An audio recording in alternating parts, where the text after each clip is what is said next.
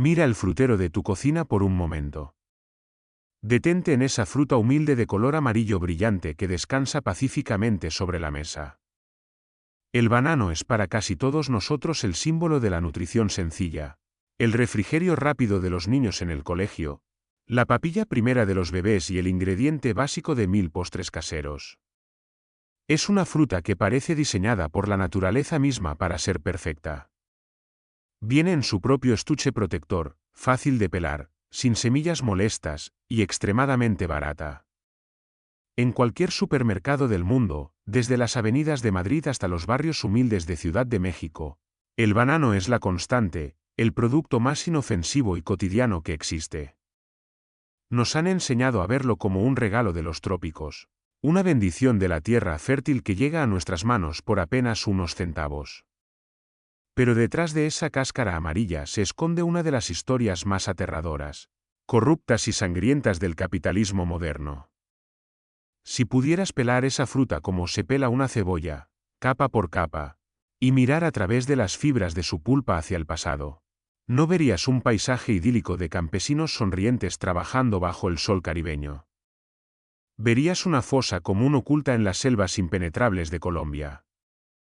Verías palacios presidenciales de Centroamérica convertidos en simples oficinas de ventas para una corporación extranjera. Verías los rostros demacrados de miles de hombres que murieron de malaria y agotamiento mientras construían vías férreas que no llevaban a ninguna parte, excepto a la riqueza obscena de unos pocos accionistas en Boston. Verías los memorandos secretos en las oficinas de la CIA, donde se planificaban invasiones y golpes de Estado solo para asegurar que el precio de una caja de frutas no subiera ni un solo centavo. Bienvenidos a la historia de la United Fruit Company, una entidad que no solo vendía bananos, sino que compraba y vendía naciones enteras.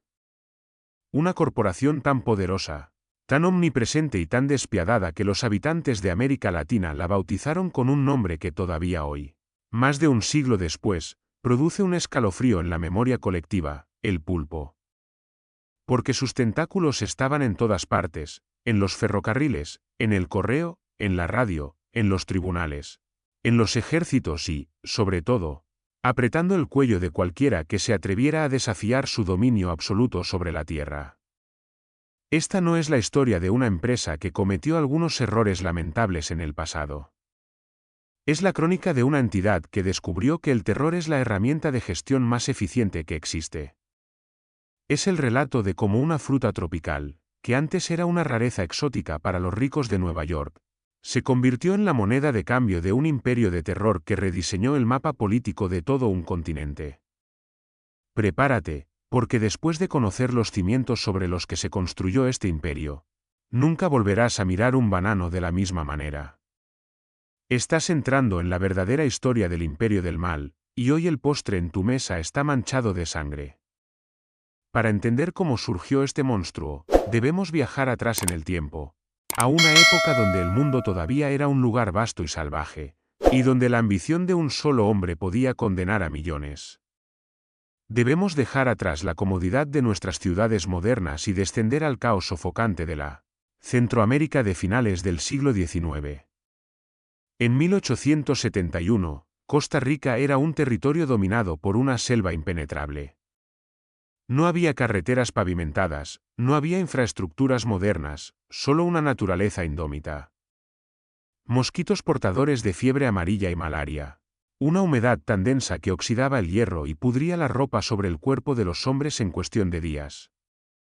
El gobierno costarricense, ansioso por modernizar el país y exportar su café hacia Europa a través del Caribe, decidió emprender una misión suicida: construir un ferrocarril que conectara la capital con la costa atlántica, un proyecto que ningún ingeniador sensato quería tocar.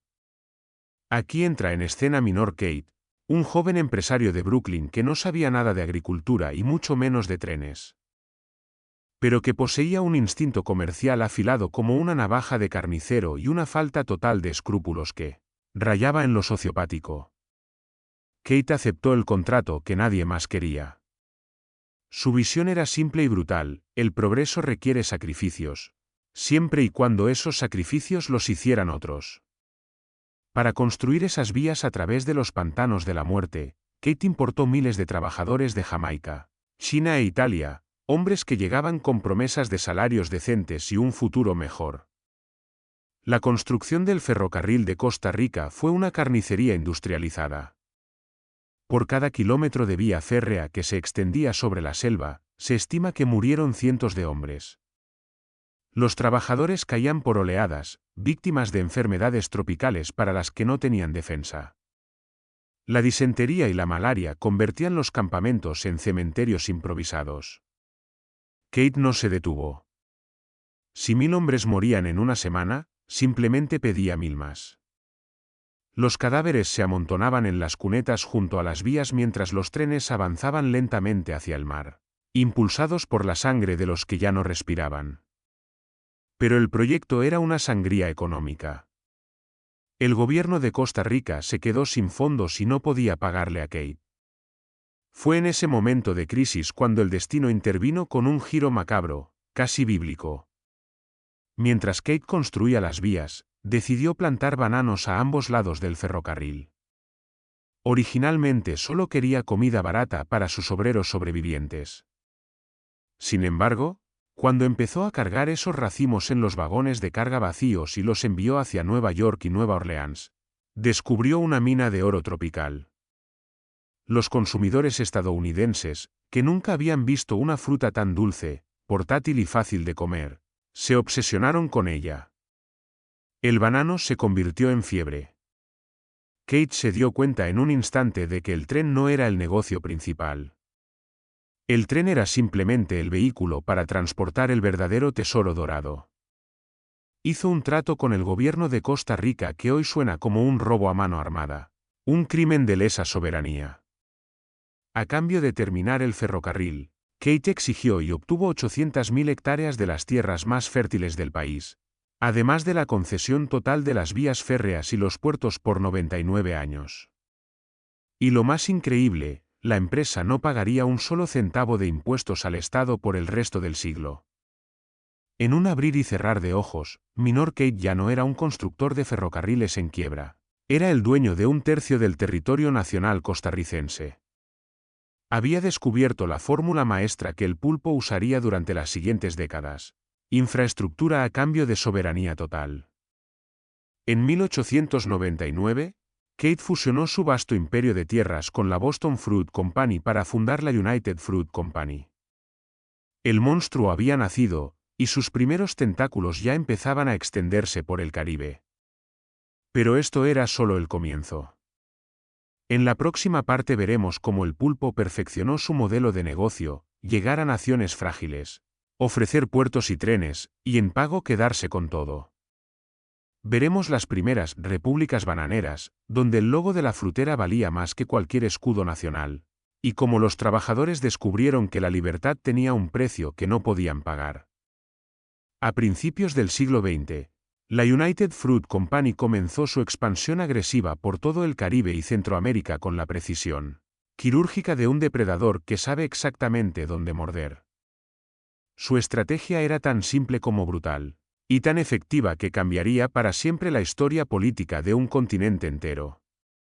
Llegaban a naciones con economías frágiles, gobiernos corruptos y poblaciones desesperadas por modernizarse.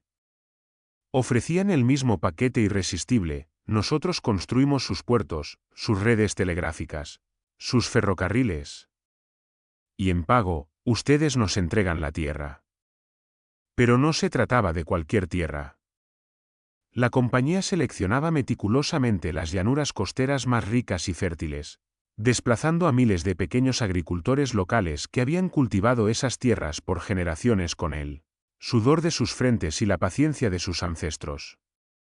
La United Fruit Company no negociaba. Simplemente ocupaba.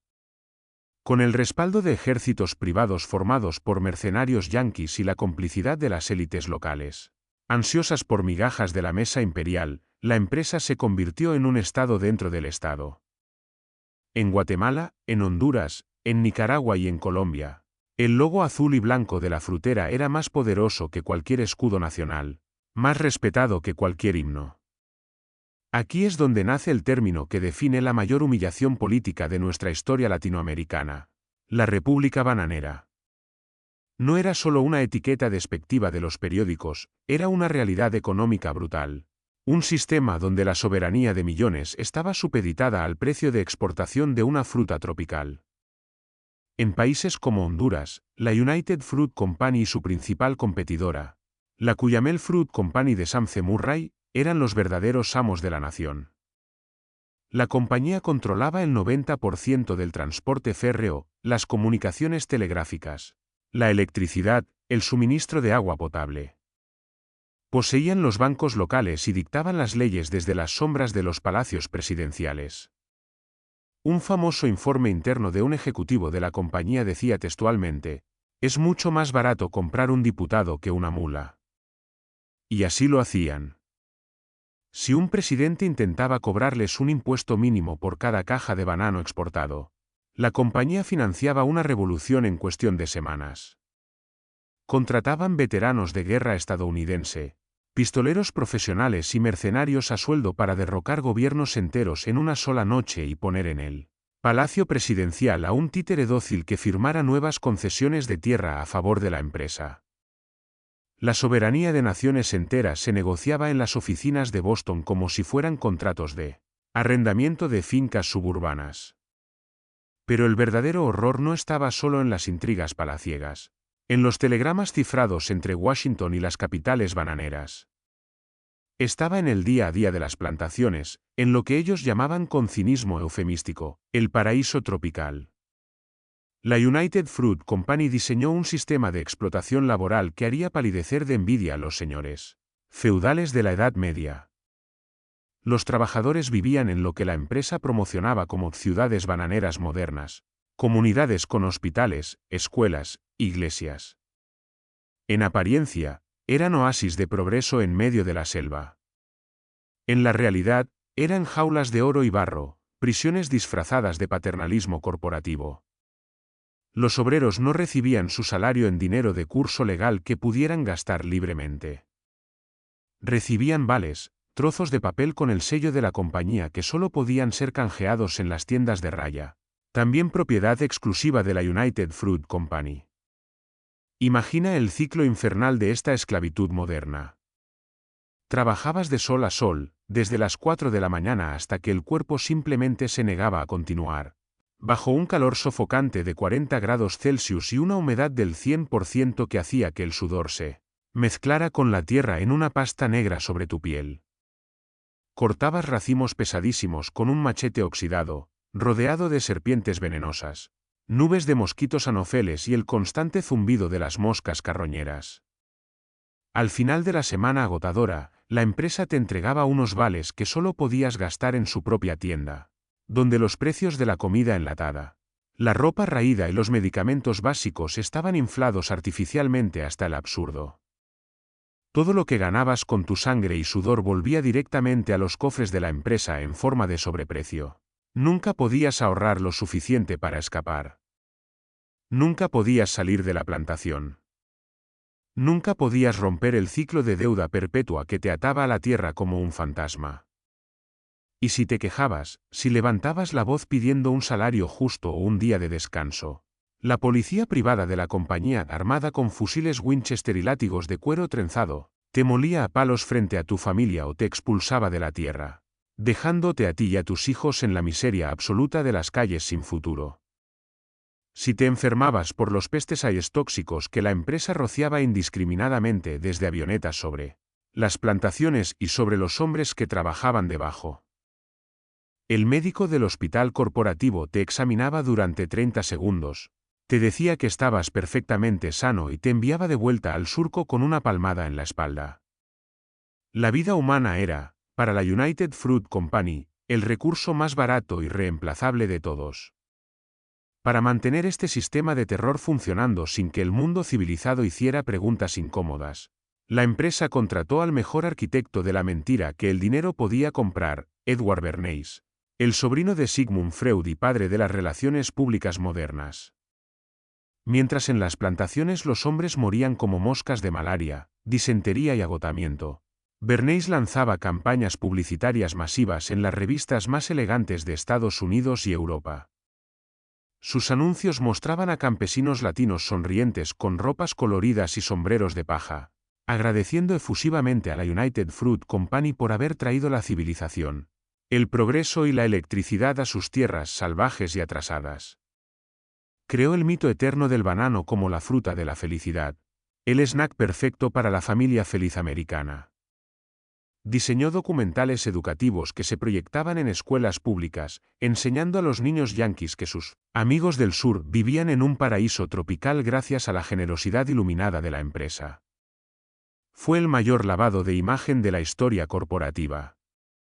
El mundo veía comerciales radiantes de colores brillantes mientras ignoraba los gritos ahogados que salían de la espesura verde de los platanales. Bernays fue tan eficiente que logró convencer al público estadounidense de que las dictaduras bananeras, instaladas y financiadas por la frutera, eran algo pintoresco y necesario, que esos pueblos primitivos no eran capaces de gobernarse a sí mismos y necesitaban la guía firme de una corporación anglosajona para entrar en el siglo XX. Esta arrogancia colonial disfrazada de filantropía fue el combustible perfecto que permitió al pulpo extender sus tentáculos por toda la cuenca del Caribe. Sin embargo, a medida que avanzaban las décadas de 1910 y 1920, la presión dentro de las plantaciones empezó a crecer como la savia en los troncos podridos. Los trabajadores, a pesar del aislamiento brutal y del miedo constante, empezaron a susurrar en los barracones sobre sindicatos, sobre huelgas, sobre justicia. Empezaron a darse cuenta de que ellos ponían los cadáveres en las cunetas, mientras los accionistas en Boston ponían las reglas desde torres de acero y cristal. El descontento se filtraba como el agua en los pantanos, silencioso pero imparable. La United Fruit Company lo sabía perfectamente. Sus espías estaban en cada rincón oscuro de los dormitorios colectivos, escuchando cada palabra de rebelión. Su respuesta no fue negociar mejoras, no fue pagar salarios justos. No fue construir un solo botiquín médico decente. Su respuesta fue prepararse meticulosamente para la guerra. A finales de 1928, el conflicto alcanzó su punto de ebullición en Colombia, en la zona bananera de Santa Marta. 30.000 hombres decidieron que ya no podían más con las cadenas invisibles del pulpo. Sus demandas eran tan básicas que hoy nos harían llorar de impotencia: pago en dinero real, botiquines médicos en las zonas de trabajo, un mísero día de descanso semanal. La empresa se negó rotundamente a sentarse a negociar. Para ellos, dialogar con un trabajador era una debilidad mortal que no podían permitirse. El pulpo no negocia con su presa, el pulpo la asfixia hasta que deja de moverse. Los telegramas urgentes volaron hacia Bogotá y Washington. La orden fue clara y maquiavélica: presenten esta huelga como una revolución bolchevique. Digamos que los trabajadores quieren quemar las plantaciones y destruir la civilización cristiana. El miedo al fantasma rojo fue la excusa perfecta para desatar la furia del Estado contra su propia gente. El ejército colombiano, temeroso de una intervención militar yanqui si no protegía los intereses sagrados de la frutera, envió tropas armadas hasta los dientes. Esa noche de diciembre de 1928, en la estación de tren de Ciénaga, el aroma dulce de las bananas maduras fue reemplazado por el hedor metálico de la sangre fresca. Miles de trabajadores y sus familias se reunieron en la plaza esperando una palabra del gobernador, creyendo ingenuamente que la ley los protegería de la maquinaria asesina. En lugar de eso, se encontraron rodeados por ametralladoras Maxim y soldados borrachos de propaganda y aguardiente barato. La orden de fuego rasgó la noche tropical como un trueno bíblico. Fue una ejecución industrial en masa. Los cuerpos caían como racimos maduros en la cosecha de la muerte. La plaza se convirtió en un matadero humano, con sangre chorreando por las rendijas de los adoquines hacia las alcantarillas. Pero el verdadero horror no terminó con las balas. Al amanecer, mientras el sol caribeño teñía de rojo el horizonte, llegaron los trenes de la United Fruit Company y esos mismos vagones que llevaban frutas a tu mesa todos los días, para cargar miles de cadáveres anónimos. El destino de esos trenes no fue un cementerio digno. Fue el mar profundo. Durante todo el día, la empresa trabajó febrilmente para borrar las huellas del crimen, arrojando a sus propios trabajadores al Océano Caribe para que los tiburones hambrientos y las corrientes frías hicieran el trabajo final de limpieza. Cuando el mundo preguntó qué había sucedido realmente, la cifra oficial de muertos fue de 9. 9 personas, cuando en realidad miles habían desaparecido para siempre en el olvido salado del abismo azul. Esta masacre fue el bautismo de sangre de una nueva era de oscuridad absoluta. La United Fruit Company había demostrado que podía derramar sangre a escala industrial y salir completamente impune, siempre y cuando la fruta siguiera llegando puntual a los mercados del norte.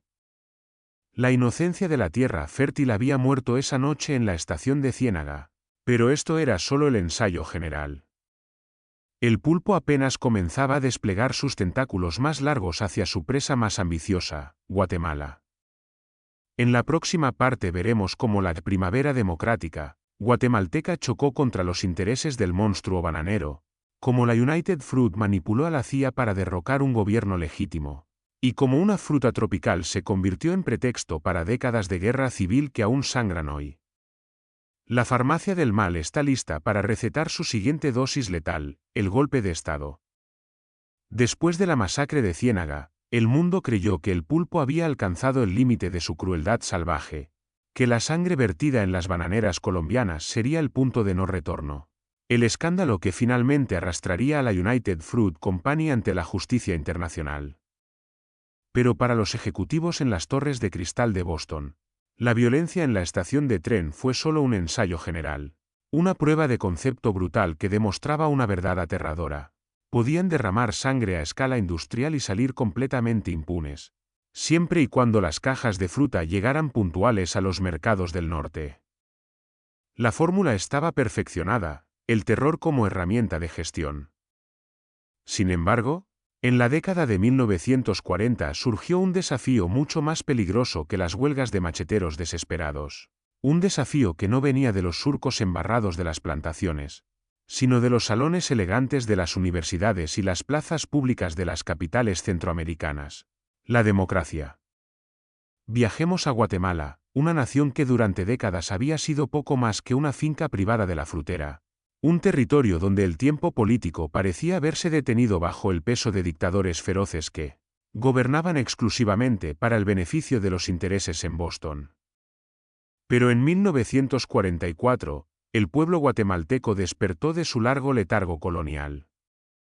Una revolución pacífica derrocó al dictador Jorge Ubico y dio paso a lo que la historia conoce como la Primavera Guatemalteca, una década de reformas agrarias, derechos laborales y esperanza democrática que chocó de frente contra los tentáculos más gruesos del pulpo.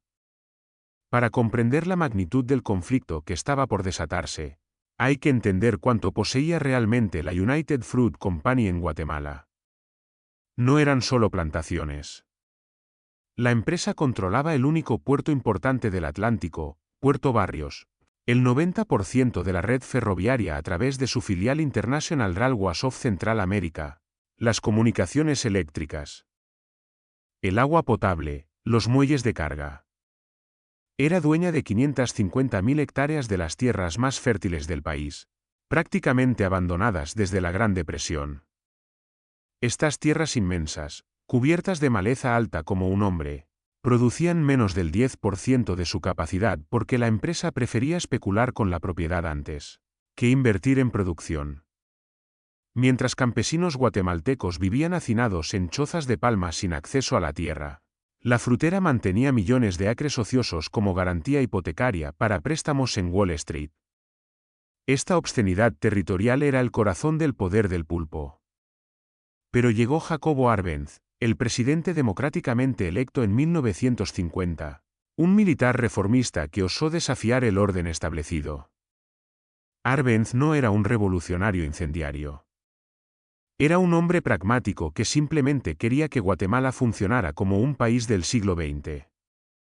Su decreto 900 de reforma agraria era moderado, expropiar tierras improductivas, muchas de la United Fruit, para entregarlas a 100.000 familias campesinas sin tierra, pagando el valor fiscal declarado por las mismas empresas ante el gobierno. La United Fruit, que había declarado esas tierras baldías con valor casi nulo para evadir impuestos, ahora debía pagar su verdadero valor de mercado. Arbenz no tocaba las plantaciones en producción. No expropiaba infraestructura. Solo pedía justicia elemental. Para la frutera, esto era una declaración de guerra existencial. Perder 400.000 hectáreas significaba perder el control político de Guatemala entera. Así comenzó la contraofensiva más sofisticada y cínica de la historia corporativa. La United Fruit no recurrió solo a sus ejércitos privados. Contrató a John Foster Dulles, ex abogado de la empresa, como secretario de Estado de Eisenhower, a su hermano Allen Dulles, también abogado de la frutera, como director de la CIA, y desplegó una máquina de propaganda dirigida por nada menos que Edward Bernays, el sobrino de Freud que ya había blanqueado las masacres anteriores. La campaña en Estados Unidos fue maestra. Los periódicos hablaron del gobierno comunista en el patio trasero de América, del Soviet Guatemala, amenazando el Canal de Panamá.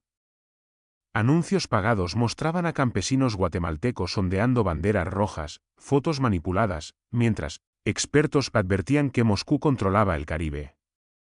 Arbenz, que nunca mencionó el comunismo en su vida, se convirtió en el nuevo Fidel Castro antes de que Castro existiera. La United Fruit infló sus pérdidas potenciales de 16 millones a 175 millones para asustar a los contribuyentes americanos. La CIA, dirigida por Allen Dulles, preparó Operación Success, el primer golpe de Estado moderno orquestado por inteligencia contra un gobierno democrático. En junio de 1954, desde Honduras, base de la frutera, un pequeño ejército mercenario de 480 hombres mal entrenados, liderado por el coronel Carlos Castillo Armas, invadió Guatemala. Técnicamente fue un desastre militar, perdieron la mitad de sus hombres en 3 días. Pero no necesitaban ganar batallas. Necesitaban terror psicológico. Aviones de la CIA lanzaban bombas de dinamita casera sobre aldeas indefensas mientras radios clandestinas repetían 24 horas, el Ejército Rojo viene por sus hijos. Arbenz entrega Guatemala a Moscú. El pánico se apoderó de la capital. Oficiales del ejército guatemalteco, temiendo una invasión soviética que nunca existió, se amotinaron contra Arbenz. El 27 de junio de 1954, el presidente democráticamente electo renunció, exiliado por aviones de la frutera hacia México. Castillo Armas, financiado y armado por la United Fruit, se convirtió en presidente títere. El decreto 900 fue revocado. Las tierras volvieron al pulpo intactas. Arbenz terminó sus días como indigente en Nueva York, vigilado por la CIA hasta su muerte en 1971. Pero la victoria corporativa sembró una semilla venenosa. El golpe de 1954 desencadenó 36 años de guerra civil en Guatemala. 200.000 muertos, 50.000 desaparecidos, 1 millón de desplazados. Pueblos mayas enteros borrados del mapa por ejércitos entrenados en la Escuela de las Américas para proteger las plantaciones de banano. La United Fruit Company había logrado lo imposible. Derrocar una democracia con puro humo, espejos y miedo al comunismo. Habían demostrado que una corporación podía usar la superpotencia más poderosa del mundo como arma privada, contra un país soberano. El precio de un banano acababa de comprar una nación. Pero el pulpo no se detuvo ahí. En la próxima parte veremos cómo su arrogancia desmedida provocó su primera caída, escándalos financieros, suicidios en rascacielos de Manhattan, y la mutación del monstruo bananero hacia una nueva forma aún más peligrosa. La farmacia del mal no muere, solo cambia de nombre corporativo después del triunfo apoteósico en Guatemala. La United Fruit Company parecía haber alcanzado la cima absoluta del poder corporativo. Habían demostrado algo que ninguna entidad privada había logrado antes. No solo podían controlar los precios de las frutas en los supermercados del mundo, sino que tenían la capacidad de movilizar a la agencia de espionaje más poderosa del planeta para borrar una democracia del mapa político. Guatemala se convirtió en el símbolo radiante de su victoria imperial, Un recordatorio escalofriante para cualquier otro líder latinoamericano que osara soñar con reformas. La tierra le pertenecía al pulpo por derecho divino de Wall Street. Los ejecutivos en las oficinas con vistas panorámicas del puerto de Boston brindaban con champán francés mientras los informes de inteligencia confirmaban que las plantaciones volvían a estar seguras. Castillo Armas, el coronel mercenario convertido en presidente títere, firmó decretos que devolvían intactas las 400.000 hectáreas expropiadas al monstruo bananero. Los campesinos guatemaltecos que habían recibido parcelas bajo el decreto 900 fueron desalojados a la fuerza. Sus chozas incendiadas. Sus esperanzas enterradas bajo el peso de la maquinaria pesada que volvía a roturar la tierra para monocultivos estériles de fruta amarilla.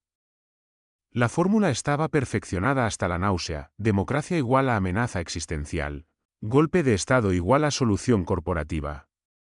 Pero lo que los señores del banano no previeron fue que al destruir la frágil esperanza democrática de 1954, habían sembrado las semillas de una resistencia mucho más feroz y duradera. La primavera guatemalteca no murió en los despachos de la CIA, se transformó en guerrilla, en odios generacionales, en una guerra civil que duraría 36 años sangrientos y dejaría 200.000 muertos, 50.000 desaparecidos y 1 millón de almas desplazadas. Pueblos mayas enteros fueron borrados del mapa por ejércitos entrenados en la Escuela de las Américas de Fort Benning, cuya misión principal era proteger las plantaciones de banano de la infiltración comunista. La United Fruit Company había convertido una simple disputa por impuestos en genocidio patrocinado, indirectamente, por el precio de exportación.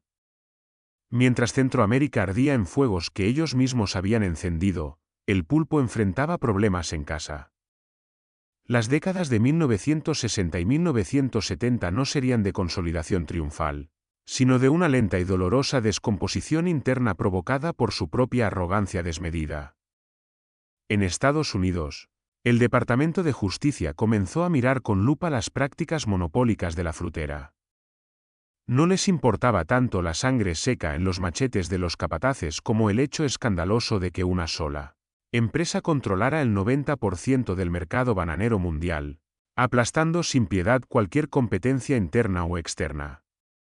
El pulpo estaba siendo atacado desde su propio corazón financiero. Para sobrevivir a las leyes antimonopolio del Sherman Act, la compañía tuvo que empezar a vender activos no esenciales, puertos secundarios, algunas líneas ferroviarias, pero en lugar de retirarse discretamente al negocio puro de la fruta, decidieron mutar. En 1970, la United Fruit Company se fusionó con AMK Corporation, dueña de carne enlatada y restaurantes, para formar la United Brands Company.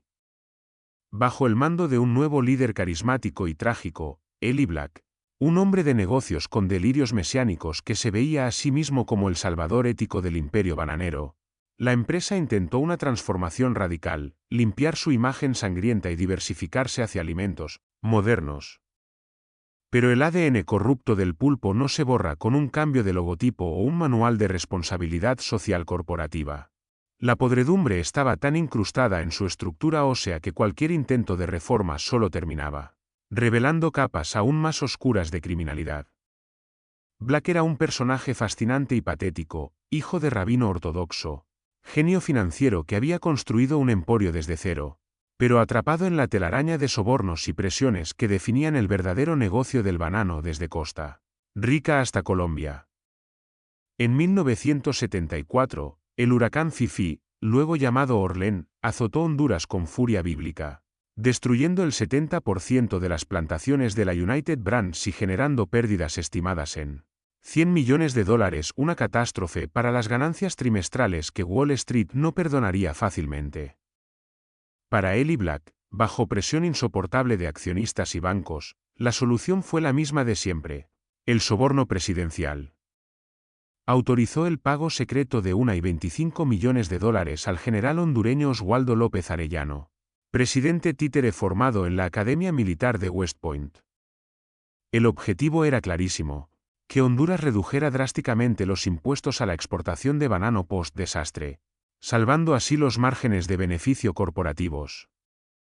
Era negocio como siempre, pero los tiempos habían cambiado radicalmente. Los escándalos ya no permanecían ocultos bajo el sol abrasador del Caribe. Los jets comerciales y las fotocopiadoras los exponían al mundo entero. El escándalo que la prensa bautizó como Bananagate estalló con fuerza nuclear en 1975.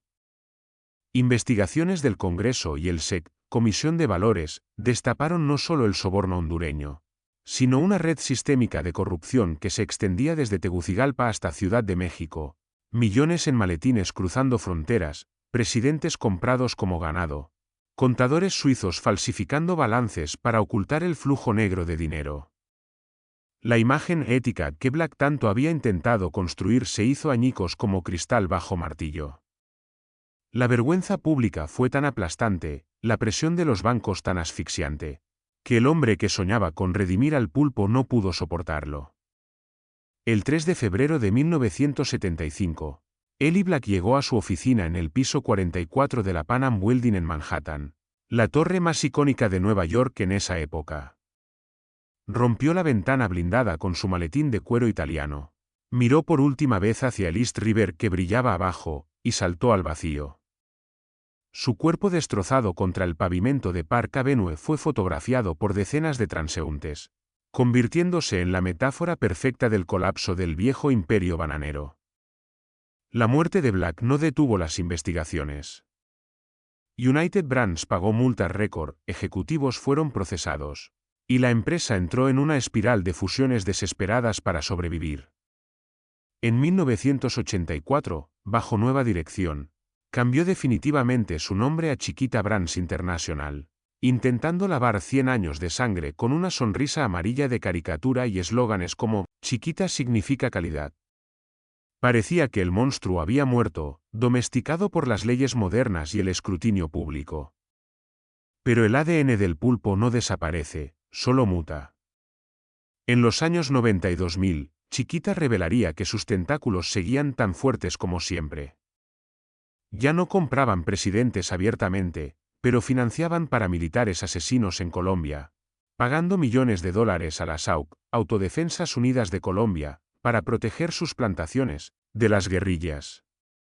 En 2007, la empresa admitió ante un tribunal federal de Colombia haber entregado 1.7 millones de dólares a terroristas narcotraficantes entre 1997 y 2004, recibiendo una multa de 25 millones, el equivalente a 2 semanas de ganancias. Los trabajadores que protegían seguían muriendo envenenados por pesticidas prohibidos en Europa, viviendo en barracas idénticas a las de 1928. Chiquita no había aprendido nada. Solo había aprendido a esconder mejor sus huellas sangrientas.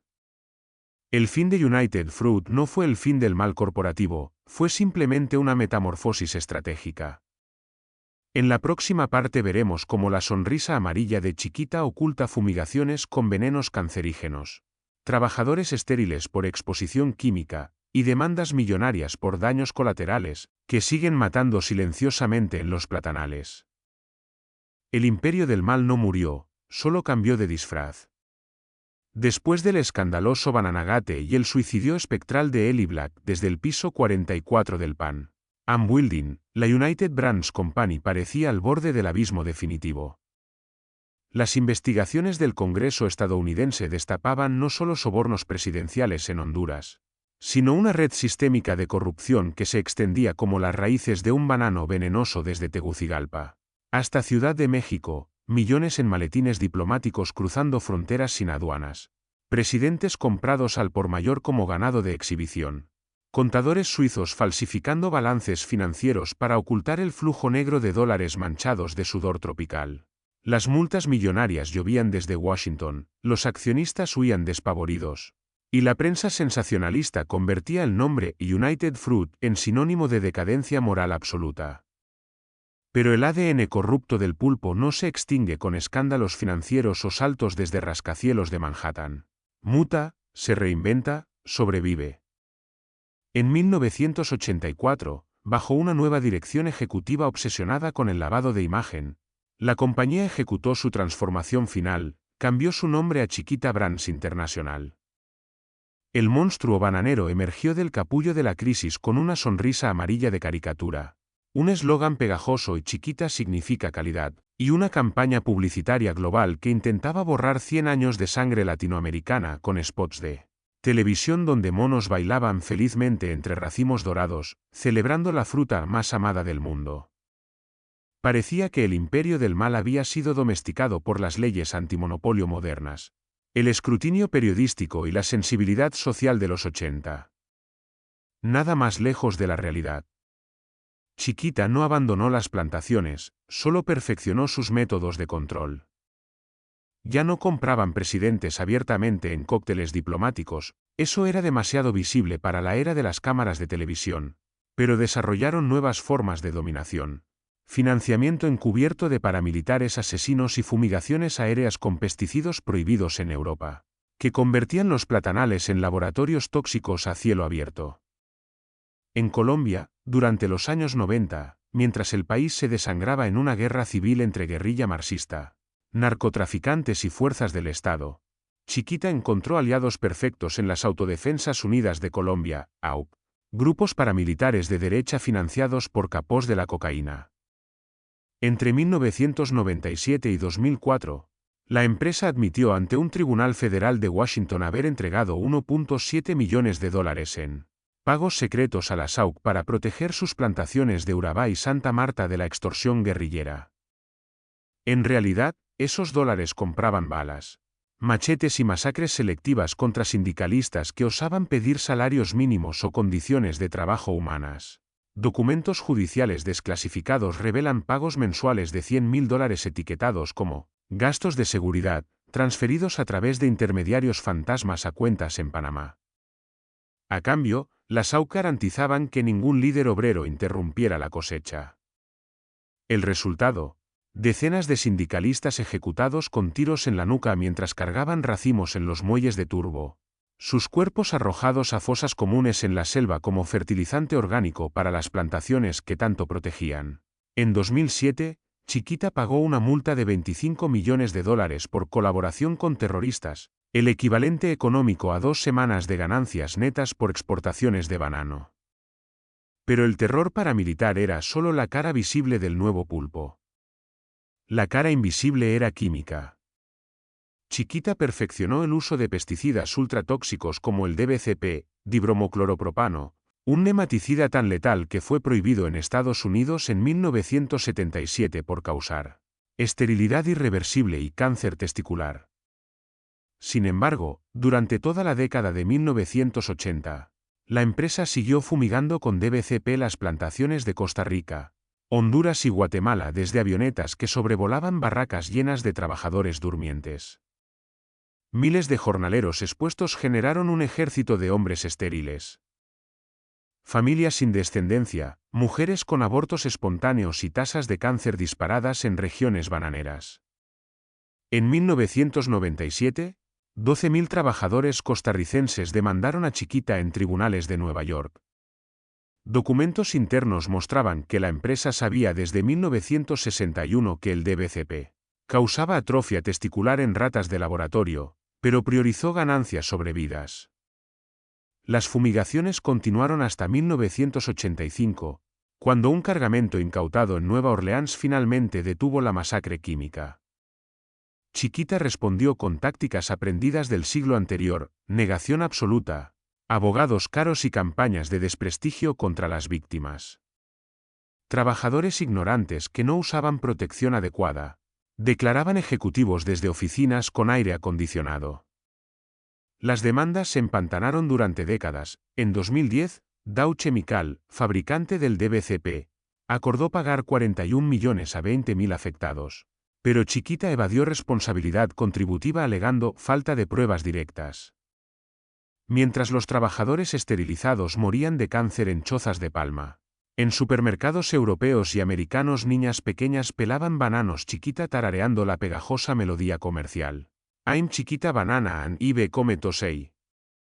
La ironía era tan perfecta que rayaba en lo diabólico.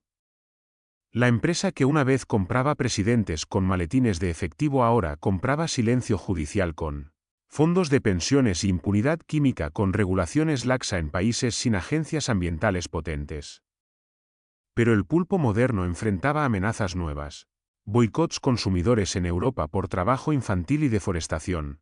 ONG agresivas como Banana Link documentando abusos. Leyes laborales que obligaban a pagar salarios mínimos en Honduras. Chiquita respondió con su arma definitiva, el Green Basin. Lanzó certificaciones Rainforest Alliance que garantizaban bananos éticos, mientras inspecciones independientes encontraban niños de 10 años cargando racimos de 50 kilos en plantaciones certificadas. La sonrisa amarilla se convirtió en escudo perfecto. ¿Quién podría atacar a una empresa que la salva la selva? Cuando Chiquita Brands International emergió de las cenizas del Bananagate con su nueva identidad en 1984, pocos imaginaban que el pulpo no había sido derrotado, sino que simplemente había aprendido a camuflarse mejor entre los estantes iluminados de los supermercados modernos. La sonrisa amarilla de caricatura, ese mono bailongo de los comerciales infantiles tarareando "I'm Chiquita Banana and Ibe come tosei", se convirtió en el disfraz perfecto para ocultar 120 años de sangre coagulada en los surcos tropicales.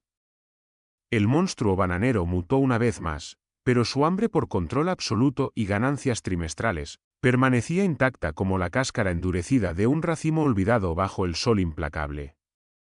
Los años 90 y principios del 2000 revelaron que Chiquita no había abandonado sus viejos métodos. Los había perfeccionado con tecnología del siglo XXI.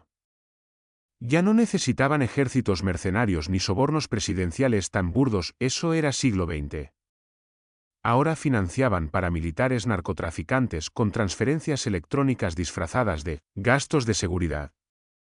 En la región de Urabá, Colombia, epicentro histórico de las masacres bananeras, Chiquita admitió en Corte Federal de Washington haber pagado $1.7 millones entre 1997 y 2004 a las Autodefensas Unidas de Colombia, AUC, grupos de derecha clasificados como terroristas por el Departamento de Estado yanqui.